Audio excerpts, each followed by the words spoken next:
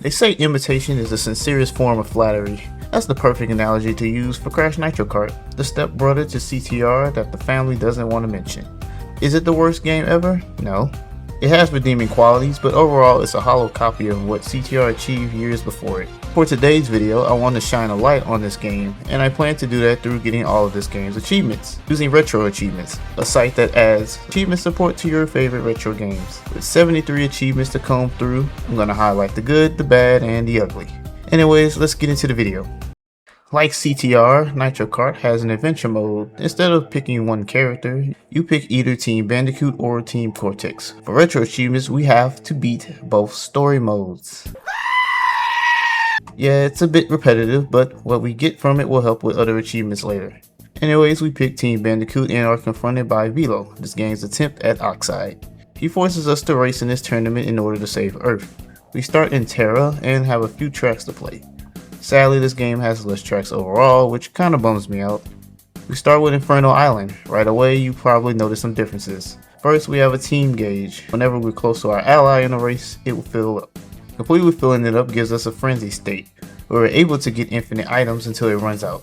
Honestly, I'm less concerned about that and more concerned about this ridiculous handling.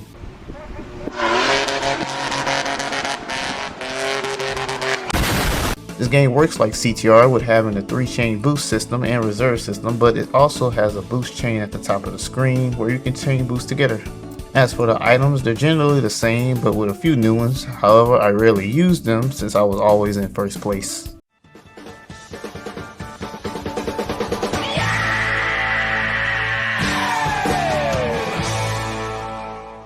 Alright, I'm joking.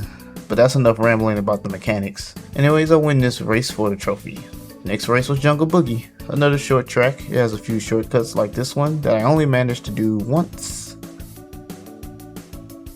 Another trophy for your boy. Last track is Tiny Temple. Oh wait, how can I forget? This game has anti-gravity, which it had first before Mario Kart, by the way.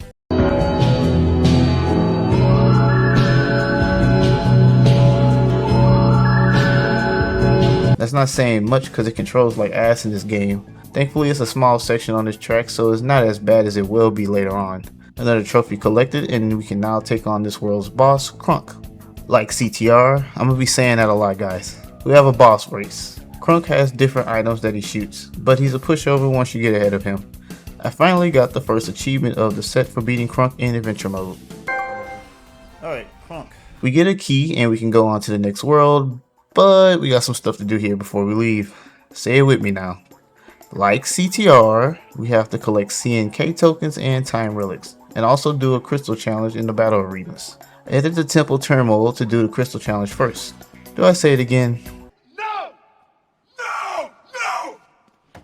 Like CTR, each crystal challenge has a specific time attack. For all-terrain vehicle, we need to beat this with 35 seconds left.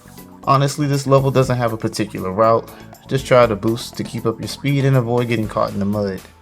I got the first purple token and the achievement. Next I went to Tiny Temple to do the CNK challenge first. Like CTR, in order to get these tokens, you need to collect the C, N, and K letters around the map and win.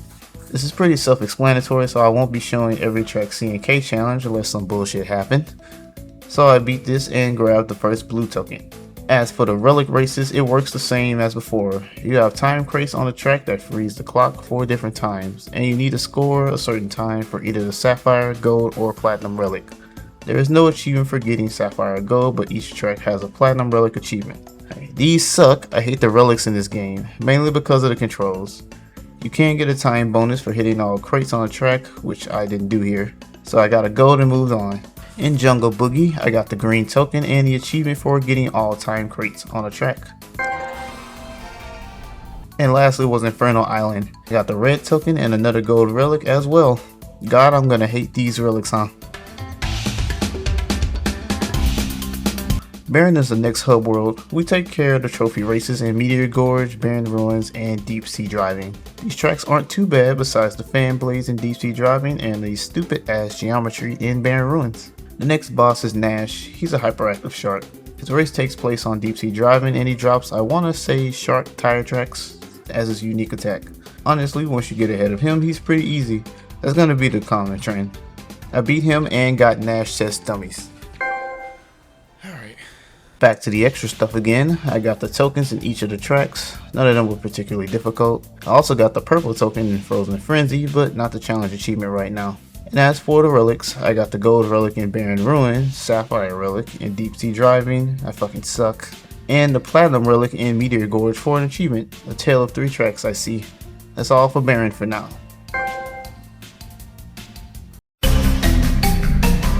Now for Phenomena. The tracks here are, well, let's just talk about it. Out of Time is nowhere near as annoying as it is in Nitro Field. Also, it has a cool anti-gravity clock tower section, so that's alright. Clockwork Wampa is fine, but my god, the lag in this game makes this track insufferable. Speaking of insufferable, Thunderstruck. This level looks cool, not gonna lie, but my god, the lag, holy fuck. Plus a good chunk of the level is an anti-grav, so yeah, mixed results my dudes. After getting all the trophies, we face the next boss, or bosses, Norm. This guy can split into 2, Big Norm and Small Norm. However, their boss is a damn joke because they don't take the fence or spring jump shortcuts. I don't even know what their items are, to be honest. I beat them and got the achievement Big Mime Rush. I get that reference. Hurry up, we're gonna be late for school. Bruh, chill, I don't know why you in a big time rush. Okay, before heading to the final world, we got some cleanup to do. First, I got the tokens. Thunderstruck has the K in the air, which gave me CTR flashbacks.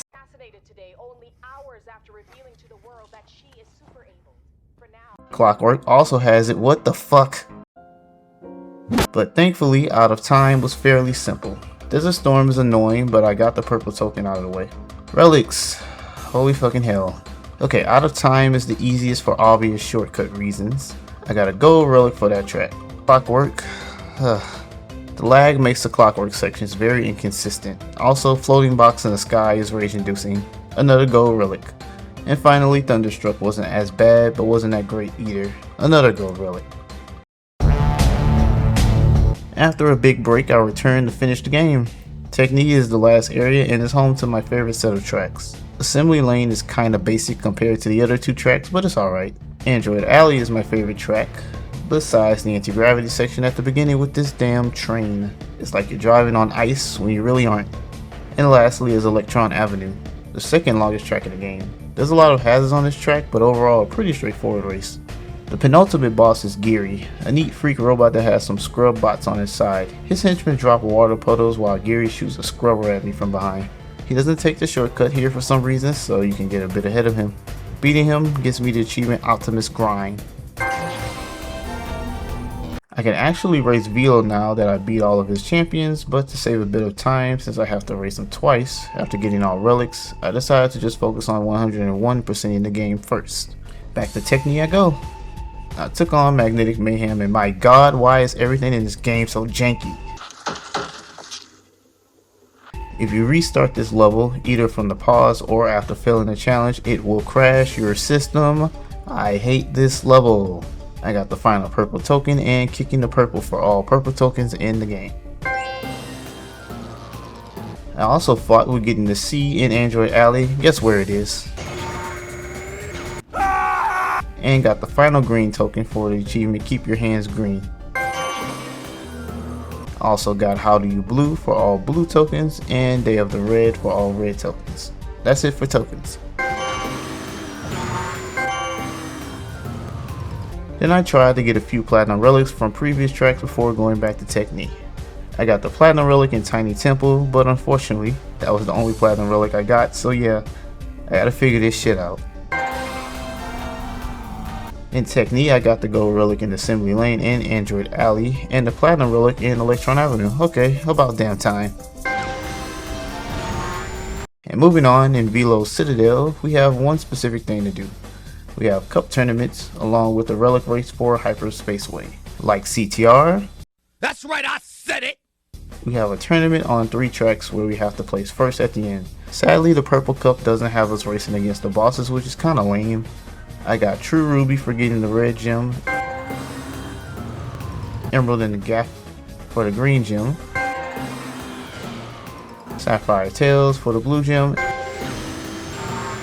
Amethyst Superstar for the purple jump.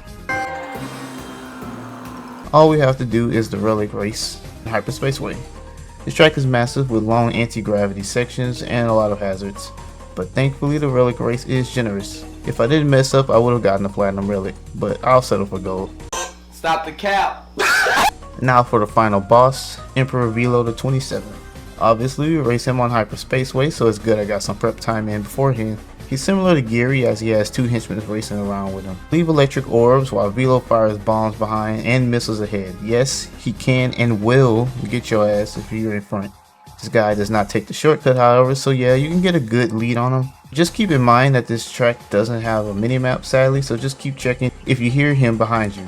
Since this race also counted as a second race, when I beat him I got the achievements maximum velocity for beating him with any team and a much needed vacation for completing adventure mode with Team Bandicoot.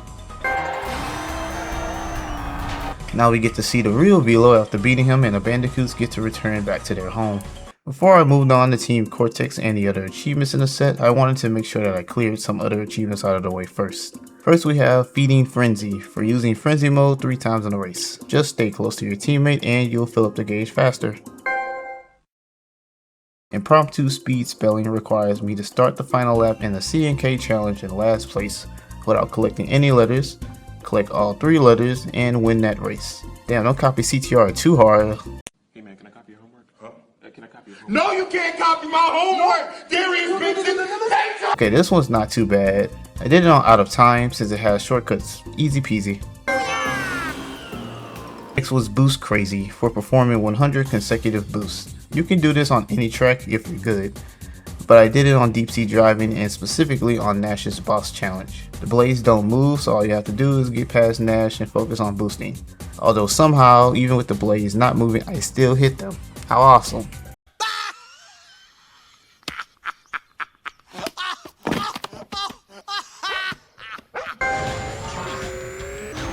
There is one other achievement that's Team Bandicoot specific, but I'll explain more about this achievement at the end. I decided to get the Crystal Time Attack challenges out of the way in this playthrough as well. For Barin Fever, I had to beat Frozen Frenzy with 40 seconds left. The hitboxes on the crystals between the TNTs are surprisingly generous. Otherwise, take good paths and you'll get it. Small World Phenomenon wants me to beat Desert Storm with 35 seconds remaining. Try to avoid getting caught on random geometry and you might get lucky and get a mask instead of a bomb out of the crates. And the third Teknee for beating Magnetic Mayhem in 1 minute and 15 seconds. Again, don't reset through the pause or fail screen. You're going to have to back out and go back in to avoid crashing. You're going to want to make sure you're taking good pathing to make sure you get every crystal optimally. And lastly, the Platinums, my old nemesis. I'm going to be honest, I hate the Platinum Relics in this game. I know I've said that a million times already. And that's all thanks to the controls of the game. Eventually I realized that Crash wasn't working, so I switched back to my GOAT Coco. The reason I played Crash is he has the same stats as Coco did in CTR, but due to the weird handling, playing a handling character is much easier. I'm gonna show all the pop-ups here because the less I talk about the relics, the happier I'll be.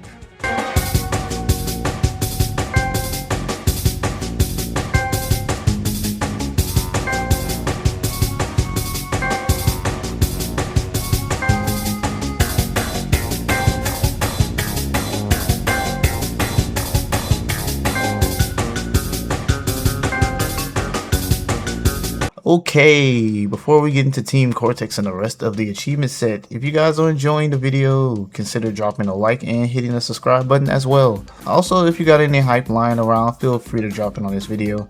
Any little thing pushes the video out. Now, let's get back to the grind. Oh, y'all thought I was going to give Team Cortex his own big segment? Get a load of this guy. It's all the same. The only thing I don't have to do is get Platinum Relics, thank the Lord. I did unlock Fake Crash after boosting 50 times with Team Cortex for Crash Nitro Kart. And after beating Velo again, I don't think we're in Kansas anymore, for beating Adventure Mode with Team Cortex, and I'm tall again for unlocking Velo. This is why I needed to beat it with both teams. Now that adventure mode is done, I'm going to tackle a few more miscellaneous achievements before taking on Trophy and Velo's time trials. First, we get an achievement for creating a custom battle arena. I completely forgot you can do this, but I kinda wish they had more battle mode achievements too. I got look what I made. Then I tackle what seemed to be the hardest achievement on paper. Marathon Marsupial requires me to do a 7-lap single race of Hyperspace Way with hard CPU without getting hit or falling off the track. Once you take the shortcut a couple times, you won't see any racers or their items. The only difficult part is enduring 7 laps of this track without falling or getting hit. I love this track, but not that much. Next, I took on the cup tournaments. Similar to CTR, I have to do each cup. For retro achievements, I have to beat each cup on hard with the max points. This is the opportunity to play Velo. He is the undisputed best character in the game. He is the key to me beating Trophy and Velo time trials later on. Because he's so cracked, I basically no-diffed all the cups. I got achievements Womp on the bandwagon for finishing the Wampa Cup, Perilous Trial of Uka Uka for beating the Uka Uka Cup, Aku Aku's Trial of Tranquility for beating the Aku Aku Cup, and finally Monday Night Nitro for beating the Nitro Cup. Before doing the time trials, I had to do what was the hardest achievement for me personally. Reserve for the very best. Requires me to maintain reserves throughout a 3-lap race. You wouldn't expect this to be hard for me, but I just couldn't figure it out. I waited at the finish line for a bit, nope. Boosted at the start, nope. Eventually, I realized I just needed to let the bar go all the way up.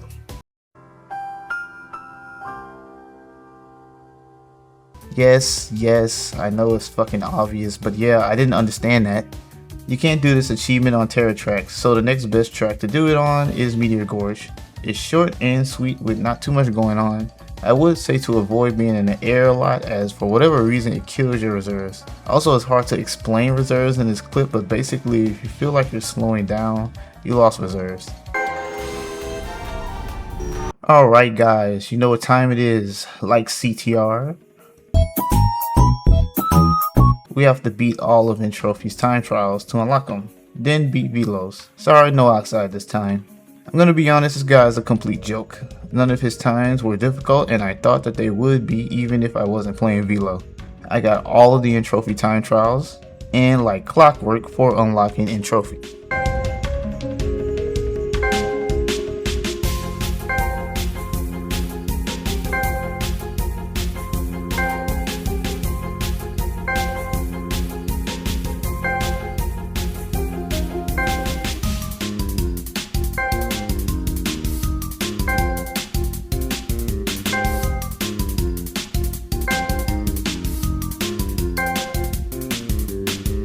Now for Velo, I'll make a separate video showing all of his time trials, but again, this guy was just as easy as Oxide was. Maybe that's because I'm mirror matching him, but I like to keep my ego up, so I'm just gonna say he was a pushover.